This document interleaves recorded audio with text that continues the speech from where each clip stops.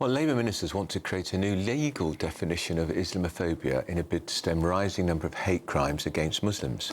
But critics voiced concerns that doing so could curtail speech about Islamic extremism. The new wording will instead aim to define hatred towards Muslims, whilst also, they say, protect free speech. Well, joining us now to discuss this is the head of public policy at Christian Concern, Tim Dieppe. Tim, good morning. Welcome to the show. There have been huge concerns amongst some that this new definition of Islamophobia would make it impossible to criticise the religion of Islam in public. But it seems the government have now backtracked. Do you welcome that decision, and why do you think they have done a U-turn on this?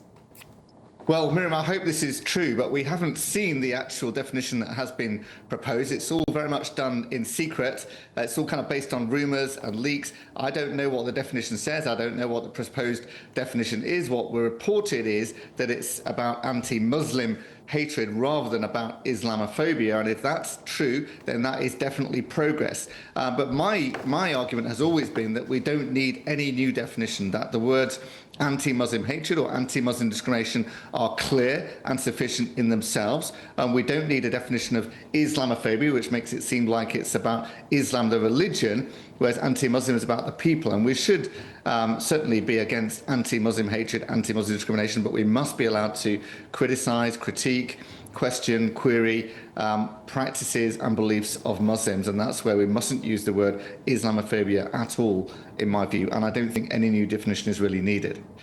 Why do you think they're doing it then? Because they're very keen to appease the Muslim vote. Right. They had this definition, the APPG definition, which was proposed by the All-Party Parliamentary Group on British Muslims in 2018, which defined Islamophobia as a type of racism that targets expressions of Muslimness or perceived Muslimness. Now, this is a very problematic definition because, first of all, Islam is not a race, and secondly, Muslimness is not defined, and in case that wasn't bad enough, it's also perceived Muslimness. So basically, it's a catch-all for anything that anyone can use to accuse you of Islamophobia for saying something that somebody perceives as Islamophobic. Now, that's been adopted formally by the Labour Party, Lib Dems, Plaid Cymru, and a number of other parties as well, and dozens of local councils, creating a kind of de facto blasphemy code for these various organisations, and basically for most of our MPs in Parliament today. But the government was challenged about this and had to agree that that definition is in conflict with the Equality Act because you can't define Islam as a race. So they put up, set up a working group to propose an alternative definition of Islamophobia, and the group proposed a definition. We don't know what it is yet, sometime in the last few weeks. The claims are in the media that it's not a definition of Islamophobia, it's a definition of anti-Muslim hatred. That is definitely progress, but we don't know what the definition actually says. We're also seeing claims that it doesn't use the word Muslimness. That's also progress as well. But again, my view is I don't want any definition. I don't think any definition is needed, and we don't know what this definition says and why is it being so secretive. I think they should just be very upfront and clear about it rather than being secretive so we don't know what they're actually discussing. Now, Tim, could you give us some examples of the kind of speech or behaviour that could potentially become illegal and be prosecuted if the most extreme version of an Islamophobia definition were to be put into place? Yes, well, the document that proposed that APPG definition I talked about did say certain types of criticism of Muhammad, saying that Islam spread by the sword, certain criticisms of behaviour of, say, Hamas or things that are happening in Gaza could be deemed Islamophobia or would be deemed Islamophobic. And therefore, a historian writing about wars in Islamic history, that would be Islamophobic because that's saying Islam spread by the sword. For example. So legitimate criticism of Islamic history even and Islamic practices. Grooming gangs also were mentioned in the report as saying, you can't say that it's anything to do with Islam because that would be Islamophobic as well.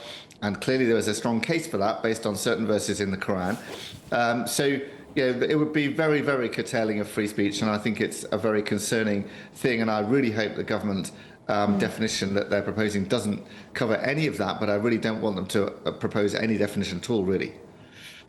Tim, do you think we need to go back to a time when there actually weren't any laws protecting any particular groups, and we just had general protection in terms of making sure individuals were not harassed, individuals were not discriminated against? Has this kind of groupthink created the problem that we now see? Yes, I agree. And people have sort of adopted a victim mentality. And you've got allegations of homophobia, transphobia, Islamophobia now as well. And people want to have their own phobia and their own definition of something. And I think, I don't think we should have this. Really, it's expressions of hatred and discrimination against individuals are wrong and should be curbed in law, as they rightly already are.